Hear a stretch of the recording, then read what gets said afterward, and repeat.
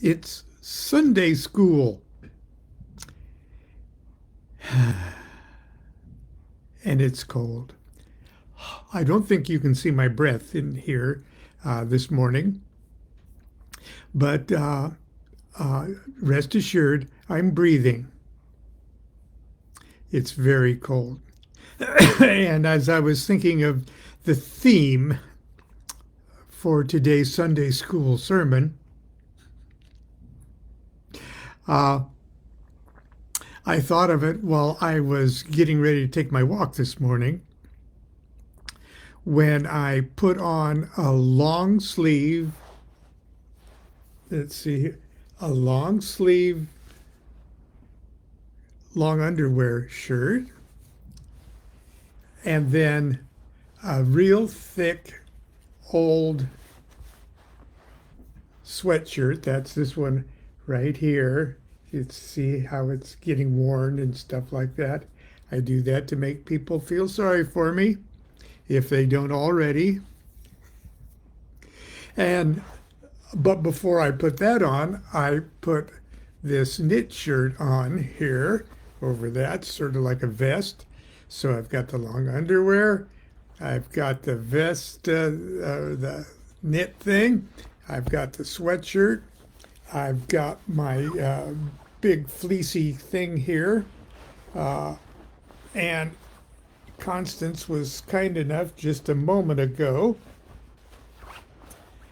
to nuke me a puppy. Okay, this is a bag, and inside it's another bag. And inside of that is rice. And it's all sealed up. Put it in the microwave. And it feels so warm and nice. Okay.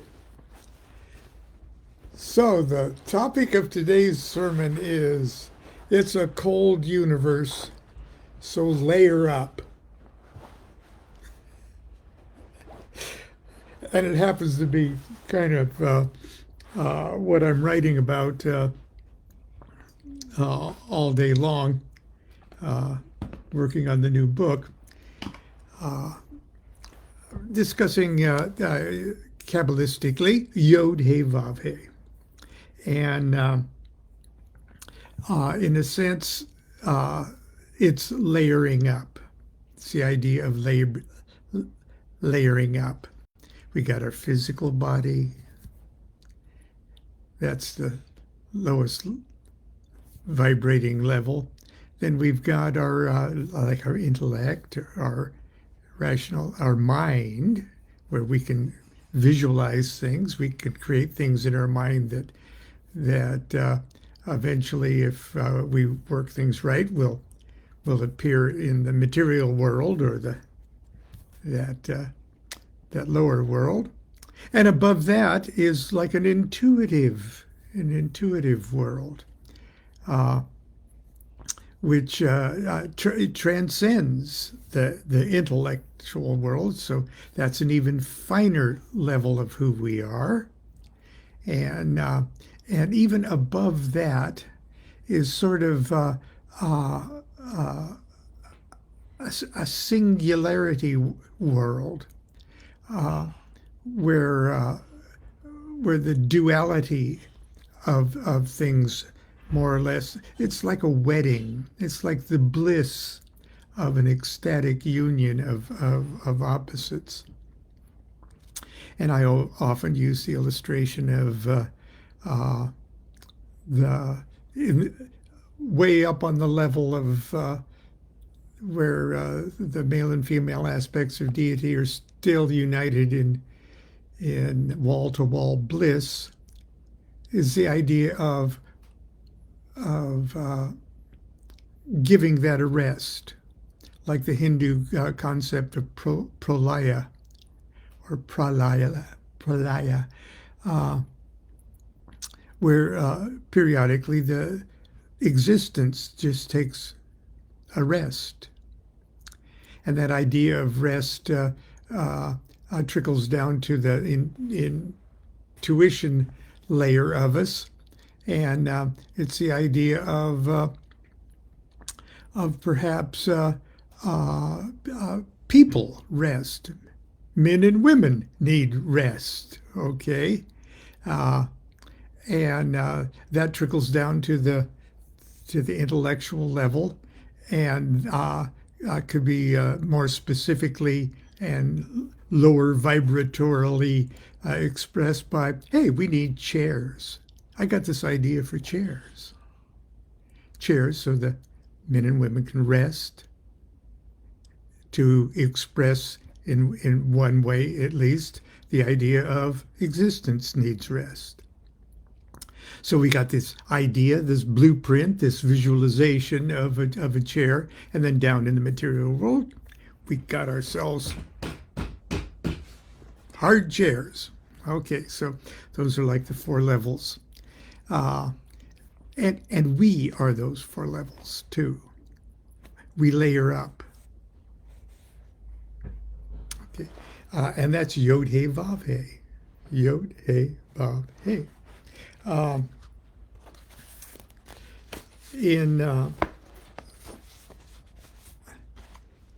In my little discussion about Yod He Vav He in the essay Kabbalah Zen of the West, this is what I'm going to share a snippet of. As I mentioned earlier, Kabbalists maintain that all things in heaven and earth are expressions of the divine letter numbers and vice versa. Consequently, everything is an energy-filled component of an immeasurably vast divine being, and every word or name reveals the formula by which that component discharges its office. The greater the component's responsibility in the grand scheme of things, the more profound and powerful its number, letter, name. It follows that the most potent and significant words would be the names of the deity itself. God is referred to by many names in the Bible. When it's translated into English, these variations are given vague appellations such as God, Lord, Lord God, Almighty God, and other ambiguous titles which succeed quite effectively in annihilating any spiritual meaning a would-be mystic might glean from the word. For instance, the God who created the heavens and earth in Genesis 1:1 is Elohim, a masculine plural of feminine word Eloah. The more accurate translation of the above verse would be, in the beginning, the gods and goddesses created the heaven and earth. I certainly would have appreciated knowing that tidbit of information back in Methodist Youth Fellowship, when the youth leader was guileless enough to teach a room full of adolescents that God was male. He created all things by means of his male power. If God is everywhere, came my predictable retort, where could he stick his male power?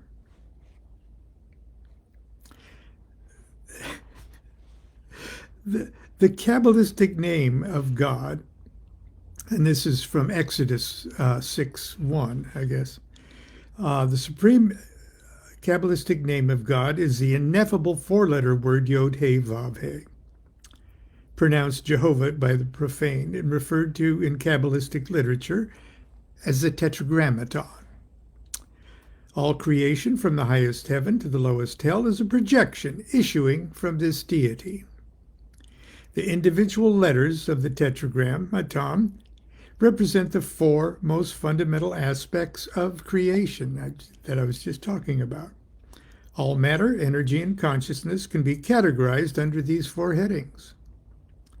This fourfold division is depicted as 4 descending worlds: Atzilith, Braya, Yetzirah, and Asaya, through which the will of the deity is transmitted down to the material plane via a Byzantine chain of command and a hierarchy of divine names, archangels, angels, and spirits.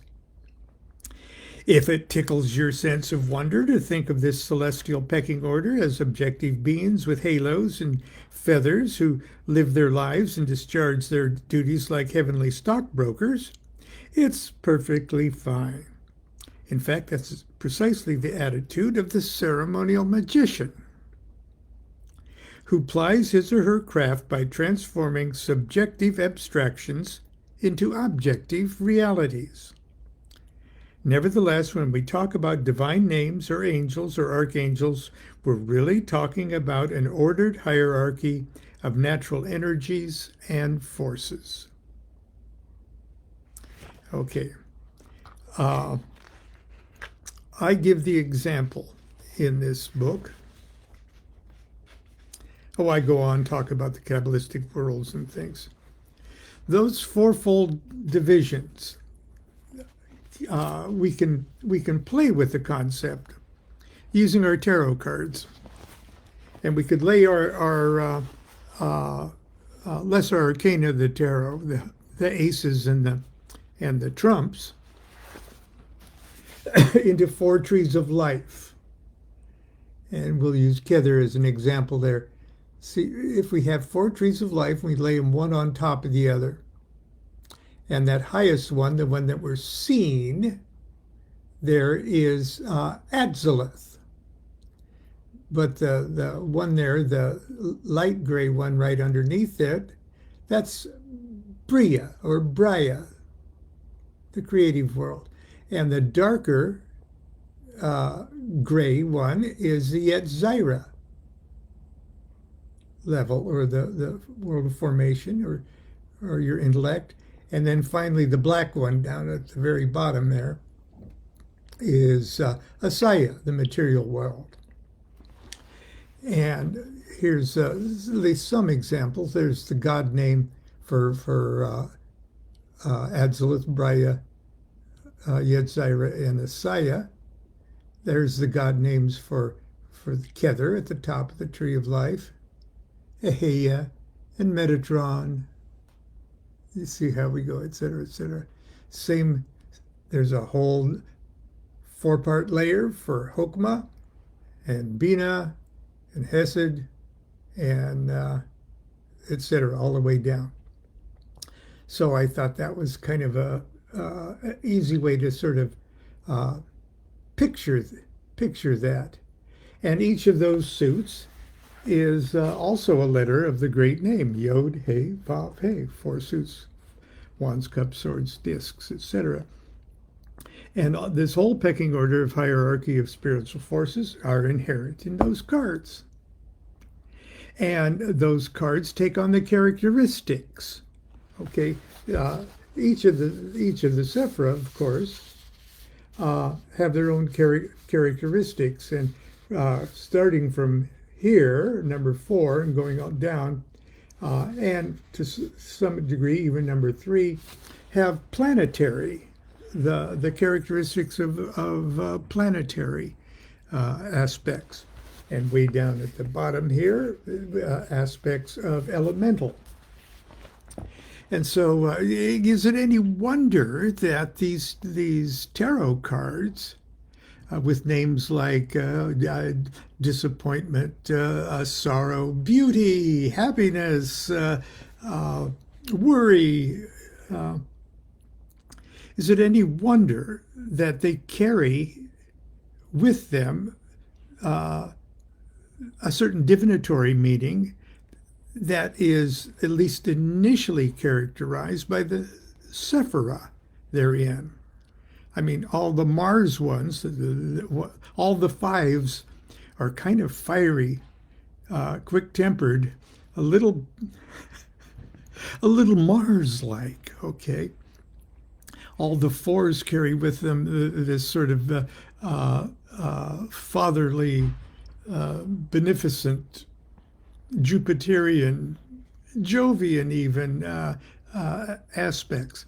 Because deep and down inside, there's 4 blocks. They're like a block of flats or an apartment building of all these spiritual forces, a whole hierarchy of these spiritual forces.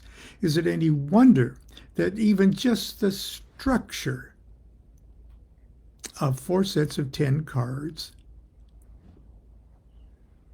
divided in those in the same manner that tarot cards are organized would carry with them the divinatory meanings and the spiritual significance of all of the inhabitants, all the tenants of that block of flats. Let me see if I've got something else here I can show you. And if you did it on one tree of life, like one master tree of life, you'd have a Yod-He, Vav-He, with the Yod there, with its little cap up there in Kether, but mostly be number 2, like the Father, Yod, and then the first He is right at number 3, Yod-He. Then they have 2 children, Vav and He. The Vav, right in the middle, is the macrocosmic planetary spheres. His headquarters is in number 6, but actually he's his whole principality there is for 5, 6, 7, 8, and 9. And then finally, right down in Asaya there, Malkuth, number 10 on the Tree of Life, is the He, not He final, but the final He. And our job, of course, is to take our He-ness of 10, get awakened by the kiss of the fairy prince Vav. That's where we gain knowledge and conversation of the Holy Guardian Angel right there. And now the new couple takes the characteristics of the old couple. When Vav marries He, or when He joins with Vav, they become Vav-He. He knocks her up, making her a mother who makes him the father. It's a nice little two-way street there. In the Wake World, the beautiful, crazy little fairy tale that Crowley wrote pretty early in his career, around 1904 or 7. Isn't this a cool edition? This is what the first edition looked like. It says Conks Pox, if you read it that way. What happens after that? After the Vav marries the He final, and it's time to make that move across the abyss into the supernal triad, 1, 2, 3, where she actually becomes the queen, making him the king. And in their bliss, in their union, a new fairy prince, a new 6, the cycle starts over again. The thing is, it's not a sequential thing. It's not chronological. It's happening at the same time, coming down and coming up. It's an alternating current, and that alternating current is an electricity, and that electricity is existence. Let's see. In the Wake World, the fairy prince has taken her all the way up on a climb up the tree of life to the various paths and everything. She's now at 4 and is getting ready to make that move to the supernal triad. I'm just going to read you the tiny little section, and then Sunday school will be over.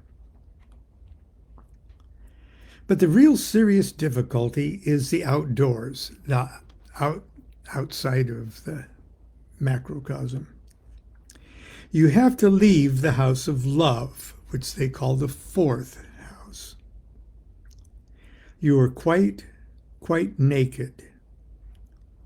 And this is what got me thinking when I was putting on the layers of my clothes this morning. Now you can follow the madness of Lon in the morning. You have to leave the house of love, as they call the fourth house. You are quite naked. You must take off your husband clothes and your baby clothes and all your pleasure clothes and your skin and your flesh and your bones. Every one of them must come right off. And then you must take off your feeling clothes.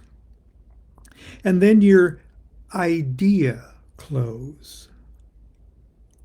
And then what we call your tendency clothes, which you've always thought you've worn, and what make you what you are. After that, you take off your consciousness clothes, which you have always thought were your very own self. And you leap out into the cold abyss. You can't think how lonely it is. There isn't any light or any path or anything to catch hold of to help you. There is no fairy prince anymore. You can't even hear his voice calling you to come on.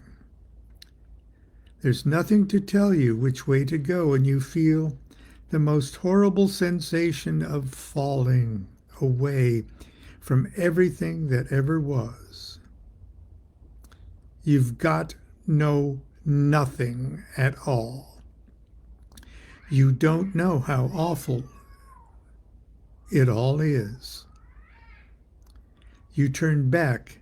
You'd turn back if you only could stop falling, but luckily you can't. So you fall and fall faster and faster. I can't tell you anymore. The third house, number 3 of the supernal triad, across the abyss. The third house is called the house of sorrow. They gave me new clothes of the queerest kind, because one never thinks of them as one's own clothes, but only as clothes. It is a house of utmost darkness. There is a pool of black solemn water in the shining obsidian, and one is like a vast veiled figure of wonderful beauty brooding over the sea. And by, the pains come upon me. I can't tell you anything about the pains, only they're different from any other pains, because they start from inside you, from a deeper, truer kind of you than you ever knew. By and by, you see a tremendous blaze of a new sun in the 6th house. And you are glad as glad as glad, and there are millions of trumpets blown and voices crying, "Hail to the fairy prince," meaning the new one that you have for your baby. And at that moment, you find you were living in the first 3 houses all at once. For you feel the delight of your own dear prince and his love, and the old king stirs in his silence in the first house, and thousands of millions of blessings shoot out like rays of light, and everything is all harmony and beauty below, and crowned above with a crown of 12 stars, which is the only way you can put it in dream talk.